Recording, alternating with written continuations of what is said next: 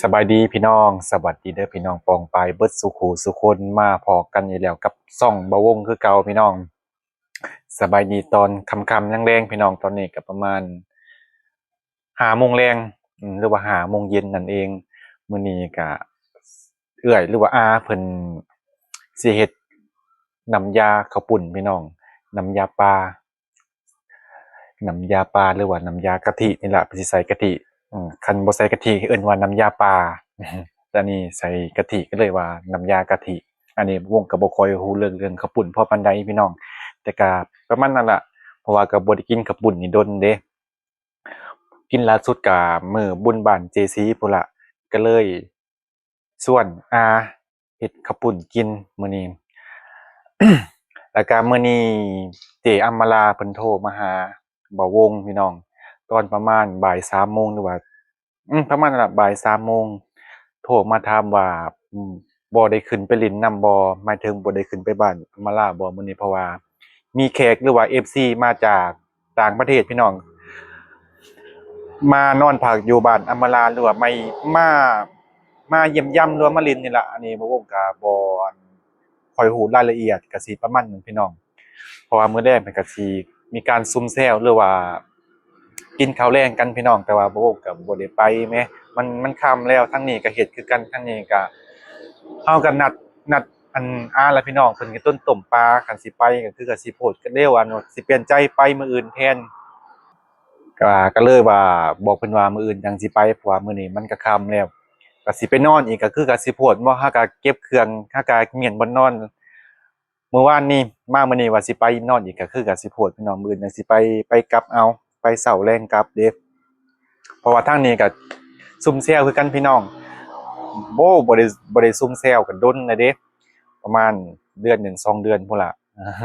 แต่แต่ครับบ่วงเมื่อบ้านพู้นล่ะพี่น้องก็บ่ได้ค่อยซุ่มแซวปกตินั่นซุ่มแซวเกือบคุมื้อเด้ต้มข้าวเปียกบ่ข้าวเปียกก็ข้าวปุ้นบ่ข้าวปุ้นก็ข้าวเปียกสองมาก็คิดยากแหน่พี่น้องเพิ่นได้ยินข้าวปุ้นนี่ก็โดนตั้งแต่บุญบ้านเจซีคือบ่วงวานนั่นล่ะก็เลยว่าเดี๋ยวไปปักซองไปซื้อข้าวปุ้นไปซื้อปลานิลไปซื้อผักมาเฮ็ดข้าวปุ้นกินตอนแลงส่วนบัดอำมาราก็เพิ่นก็สิรวมตัวคือเก่าพี่น้องกลุ่มยูทูบเบอร์เจซีบอดิโอเบาอาจอาติพุ่นล่ะก็กลุ่มเพิ่นน่ะพี่น้องเจพอลล่าเจเจี๊ยบ เดี๋ยวมื้ออื่นจั่งสิขึ้นไปพี่น้องขึ้นไปเล่นแต่เช้าคันสิบ่ไปก็คือสิโพดเนาะเพราะว่าโตส่วนแล้วคันบ่ไปก็ย้านเสียน้ำใจมื้ออื่นถามเพิ่นว่ามื้ออื่นนี่เจ้าสิไปไสบ่วงถามอำมาลาพี่น้องแล้วก็ว่าบ่ได้ไปไสมื้ออื่นเพิ่นสิมื้ออื่นสร้างสิมาเฮ็ดเรือนต่อพอดีเดี๋ยวมื้ออื่นสิขึ้นไปเล่นนำเพราะว่าก็บ่ไกลพี่น้องตั้งแต่บ้านเกียงโดนหรือว่าบ้านมะวงอยู่นี่ไปหาบ้านอำมาลาก็ประมาณ50ลักคือว่าบ่ไกลเดะ50ลักก็ใช้เวลาเดินทางอยู่ประมาณ1 ชั่วโมงพี่น้อง 1 ชั่วโมงก็ขึ้นกับหนทางถ้าทางดีก็บ่ฮอด1 ชั่วโมงประมาณ40 นาทีพี่น้องก็ฮอดแล้วเดี๋ยวมื้ออื่นจั่งสิขึ้นไปเล่นนำเพิ่นเพราะว่ามื้อนี้ก็ทางบ้านก็ซุ่มเชียร์คือกันพี่น้องตอนนี้อาเพิ่นกำลังต้มปลาเฮ็ดน้ำยากระปุ่นนั่นล่ะเดี๋ยวจักหน่อยจั่งสิย่างไปเบิ่งวิธีการเฮ็ดน้ำยากระปุ่นว่าเป็นจั่งใดแป้งเอาหน้าเอาเด้ออุ้ยผมแซ่บมาแล้วอ่า เพิ่นได้ต่อมาพี่น้องบ่นี่บ่วงซื้อมื้อวานมื้อซื่นนี่อัน50,000ได้อยู่50โตวอ่าแม่นซื้อมาให้แม่ใหญ่แม่อ่าบ่น่าเชื่อว่าสิได้กินพี่น้องนี่คือหั่งต่อเด้เอาใส่ตองว่าซ้ำกระตาคุณป้าบ่ใหญ่นึงก็บ่ใหญ่เด้นี่เนาะจ้ะไปมุกจ้าข้าวเหนียวเป็นเฮ้ยว้ายมันมีแม่มันโอ้พี่น้องฮะแม่มันก็มี อืมนี่ลูกต่อมันได้จากห่างเนาะเอาลูกต่อสดๆเลยพี่น้องห่างเนาะอืโอ้ของดีหายากราคาแพงผมนี่อันนี้ค่ะน้อยเดียวนึงโอ๊ยเนาะมันยังห่างเลยที่นี่มันยังห่างเลยจะไปครึ่งนึงแล้วเอาน้อยเดียวก็ได้เพิ่นบ่กินเอ้ย ต่อที่ยัน อายุหักครึ่งเดียวนึงเอาเอ้ย แม่น เดี๋ยวเอาไปโหลดทุเรียนหน่อยกินข่อยอันนั้น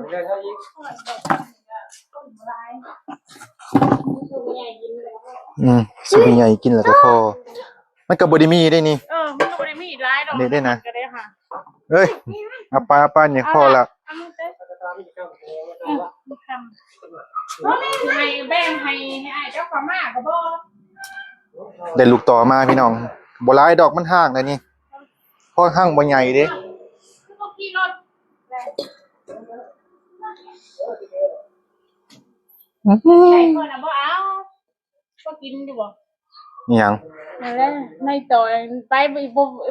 บ่ได้อีกเน้อยซ้ำบ่จักน้อยเดียวน่ะ หน่อยเดียวหนึงบ่หลาย มันนั่นห่าง กินนิดได้อยู่ เลย มันบ่กล้ากิน ลูกต่อสดๆแม่กำลังต่อหัวเสือบ่แก มันห่างมันเต็มเบิดนั่นได้ อืม บ่ห่างจะได้มาเบิ่งติแหละนี่มาเบิ่งติแหละ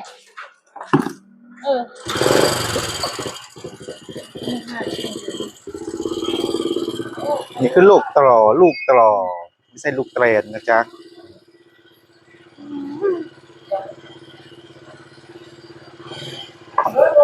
เอาประตูก็บ่เปิดเลยย่าน ไปครัวเด้อครัว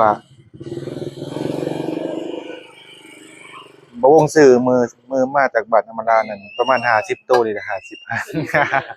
แถมหน้าแล้วจนว่ามันอย่างห่าง เดี๋ยวสิมึงดิบได้อีกเนาะ ใหญ่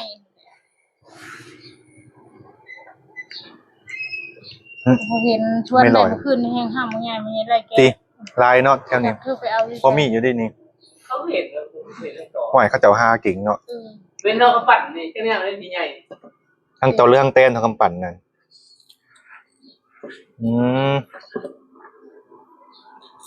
ลูกต่อ เขาหนึ่งเอานี่มัน ลูกต่อสดๆแม่นนึงเอาก็ได้มันจะง่าย บ่แต่ว่ามันอันเป็นแนวนี้เลยเฮาเอาก็ได้ เนี่ยเขาก็ได้ดิ เป็นอันเด้มันเป็นใหญ่เนี่ยอ่อนเลย มันเป็นนางนะนี่ลูกต่อพี่น้องไตเยอะโอเคเดี๋ยวไปส่องเบิ่งเขาเจ้าเฮ็ดนำข้าวปุ้นก่อนว่าไปหอดไส้เลยเดี๋ยวไปเบิ่งวิธีการเฮ็ดนำข้าวปุ้นไปเด้อเร็วโอ้อันเดียวกับพ่อเลยเป็นยังนี่ปีกล้วยนี่เดี๋ยวแต่หมักปีหมักเดือนติกะหล่ำปีมะกรูดกับปีกำลังเฮ็ดเนี่ยข้าวปุ้นอยู่เป็นแซ่บๆเด้อซอย ฟ้ามันก็ต้องแซ่บบ่ แม่นซอยฟ้าก็ต้องแซ่บเลย บ่เฮ็ด อุ้ยหอมคักขนาด เอาที่แกงไว้เพิ่มมา พริกแกงใส่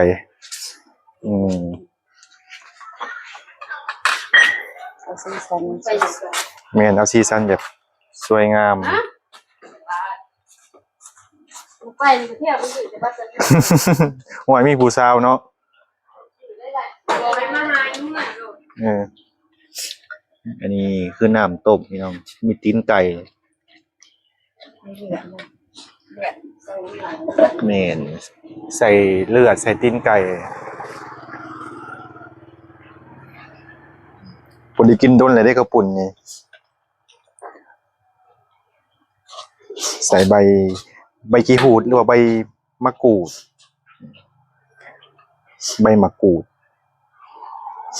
ว่ายังซิดอยู่อันนี้กาหัวหน้าเพิ่นสุกแล้วนี่หมกหน่อไม้ใส่ใบจำปามันใส่หมอซิบ่อันนี้หัวหน้าเพิ่นมุกเองอยู่นี่พี่น้องบ่แม่นเกลือมัน20มุกพุดติ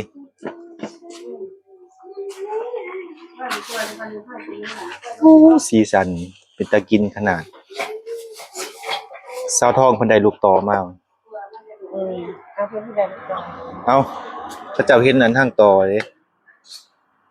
บ่โทรเอาแล้วไหม โทรไผ บ่มา โอ้ยแล้วกำลังเอาลูกต่อออกจากห้างอยู่ ใครก็ไปเอามา น้องมันพัวเราดิ เอาทำมันนี่ใส่รถได้ อืมอันนี้บ่ทันใส่เนื้อปลาทีนี้ใส่แล้ว แล้วก็ต้องหัวน้ำขึ้นก่อนเฮ้ยน้ำตัวน้ำเค็มนี่บ่ไหวแล้วมันยังเลยว่าเป็นคนถึงการมีผิด แม่นยังสิกัดกะปิกับมักเฮ็ดอยู่พี่น้อง มันของคู่กันเด้มาฮู้ว่าเพียงน้องมันคู่กันนี่ข้าวเปียกข้าวปุ้นคือกันต้องกินคู่กับกะปิมันจังแซ่บ มันสิยังข้าวอยู่บ่ จักเลยเนาะ อุ่นได้นี่ไผ อุ่นยังล่ะ อุ่นข้าว อุ่นซะบ่จังได้อายถึงเรากินบ่จักเลยอยากสิกินละมั้งมันก็บ่แล้วเดี๋ยวกินข้าวปุ้นมันต้องมีข้าวห้องท้องอยู่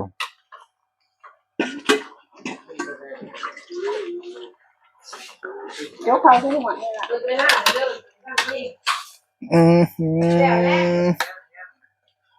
หนึ่งกำลังเดือดจ้า เดี๋ยวข้าวที่หัวนี่ติล่ะหลอกกินก็ได้ ลองรถจังบ่ติดลิขสิทธิ์ โอ้ยเหนื่อยนี่บ่พอเด้อ เอาไปทันได้แล้ว เราตัวเพื่อนพี่ ตัวเราไปช่วยกันละ อ้ายคือบ่ช่วย อุ่นจักโลเป็นสิว่าเหนื่อยบ่พอ ใครมาจากโลไม่รู้มีสี นี่ข้าวปุ้นจักโล 7 โลนี่ซอยเหยื่อข้าวปุ่นอยู่พี่น้อง ไม่ลงเนาะไม่นำมาพูดมันพูดเด้อ กินแล้วก็ซอยกินแล้วก็ซอยว่าซั่นพาบอกไปอยู่ที่ตัวแดน กำลังซอยเหยื่ออยู่พี่น้อง เพราะว่าคันนี้เข้าหัว ไม่ได้บอกกันกะปิบอกก็บ่ถูกเด้ว่าสิกัดหมักพริกนั่นล่ะไปกัดกะปิติ ตามแซ่บเลยบ่ เข้าหัว จักเลยเนาะตำกะปิงกบปิงเขียดนี่จะเป็นหัวปีหรือหมากปีสรุปหมากหรือหัวมันหรือดอกมันเอา หัว มันก็มีหัวก็บ่อยู่ในนั้นพื้นดิน ปี เอาดอกมันดอกกล้วย ดอกปีบ่ จริงๆมันเป็นดอกนั่นล่ะ ดอกกล้วย ก็เอิ้นหัวปีซะก็เอิ้นต้นปีเอา ต้นกล้วยต้นกล้วยแต่มันเป็นปีบัด มันเป็นดอก ใช้ปุ๋ยเขียว เออ ตอนเนี้ย มันเป็นดอก นี่กองคู่กันกับข้าวปุ่นนี่มันบ่มีก็บ่แซ่บบ่ เชื่อ โอ้นะเสียบน้ำหัวปีนี่สำหรับผู้มักบ่มักก็ว่าบ่แซ่บ บ่แซ่บเอาขั้นตอนสุดท้ายก็คือใส่เกลือ ชายกินมือหาสื่อเนี่ยมาอีกเด้อ ลงทุนหลายลงทุนหลายบ่สีสันเป็นตาลแซ่บคักแม่ ดีกับมือกับชื่อถึงยังมาเห็น โทนะผู้ใดอันใจดีอ่ะฝากมาให้เด้อบ่มีอันเงินซื้ออันเครื่องม่านถ่ายคลิปเลยพี่น้อง นี่ตีนไก่ย่อยๆโอ้น่ากินจัง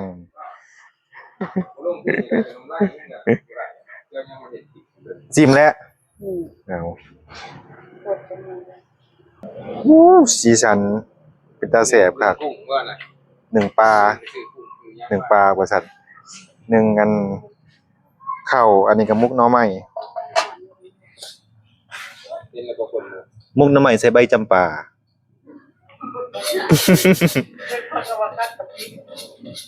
อันนี้อันหัวหน้ามุกนี่พี่น้องหัวหน้าห่อเองอันนี้ประมาณ20มุกกูนล่ะ โอ้โหได้ข่าวนะ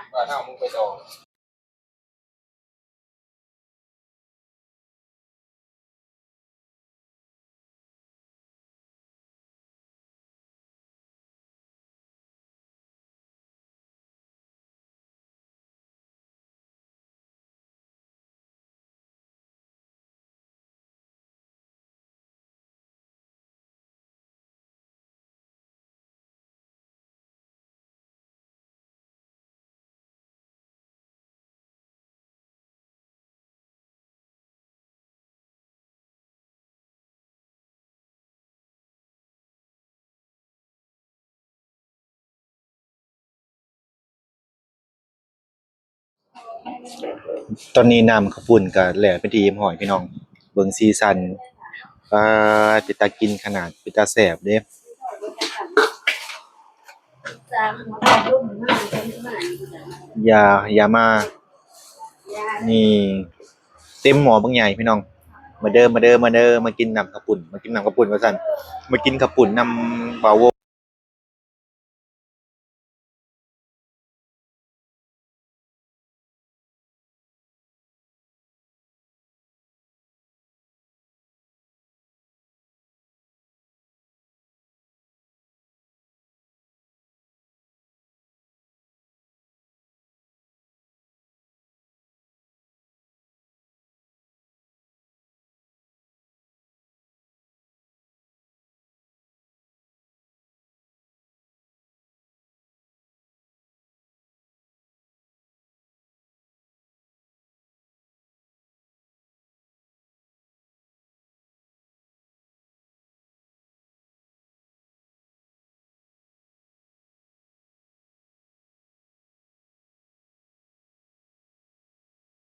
โอ้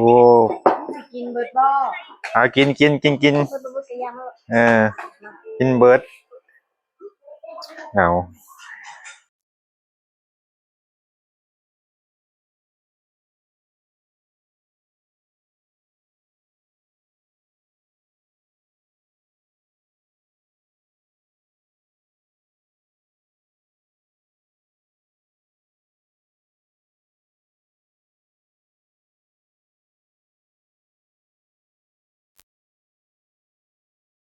เอ้ยบิน่า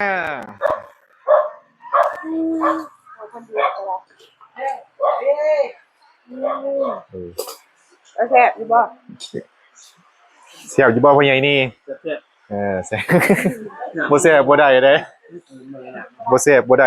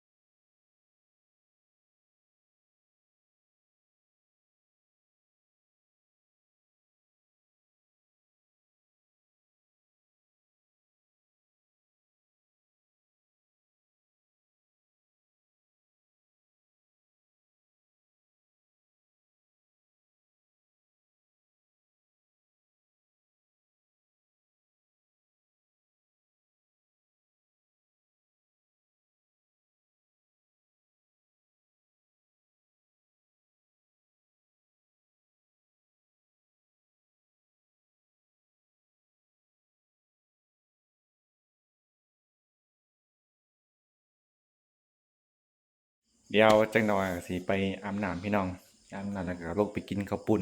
ตอนกินอาจสิบ่ได้ถ่ายให้พี่น้องเบิ่งเพราะว่าก็มีหลายคนเพิ่นเขินกล้องเพิ่นอายกล้องพี่น้องโอ้ก็อยากถ่ายอยู่แต่ว่าญาติพี่น้องเพิ่นอายพี่น้องเพิ่นบ่คืออันบัดอำมาลาเด้อย่าอันนี้บ่อยากให้เปรียบเทียบปานใดกับบัดอำมาลาเพราะว่าทางบัดอำมาลาเฮ็ด YouTube มาเกือบสิเข้า10ปีแล้วพี่น้องเพิ่นก็สิคุ้นชินกับกล้องแล้วก็เพราะว่าสองมากับยูทูบเบอร์กับบัดอำมาลานั่นเป็นยูทูบเบอร์เกือบเบิดบ้านพี่น้องเกือบเบิดเทือนเกือบเบิดครอบครัวอำมาลาเลยแต่ว่าครอบครัวบ่วงก็คือพี่น้องเห็นนั่นน่ะมีแต่บ่วงทางก็เฮ็ดได้2 เดือนพี่น้องบางทีเพิ่นอาจสิอายกล้องบางทีอาจเพิ่นอาจสิบ่ได้ยกมือสบายดีเพราะว่าหยังเฮาก็บ่อยากกล้าบอกพ่อปานใดเพราะเพิ่นก็เป็นผู้ใหญ่เฮาก็เป็นเด็กน้อยพี่น้องที่สิไปบอกก็โอ้เฮาก็บ่กล้าคือกันอันนี้ตรงๆพี่น้องวงก็บ่กล้าบอกคือกันอืม โอเคพี่น้องขอบใจทุกๆกำลังใจที่มอบมาให้บ่าวงขอบคุณกำลังใจขอบคุณทุกๆคอมเมนต์ขอบคุณทุกๆยอดวิวที่ ขอมาเบิ่งคลิปบ่าวงเดี๋ยวพอกันใหม่พี่หน้าพี่น้องสบายดี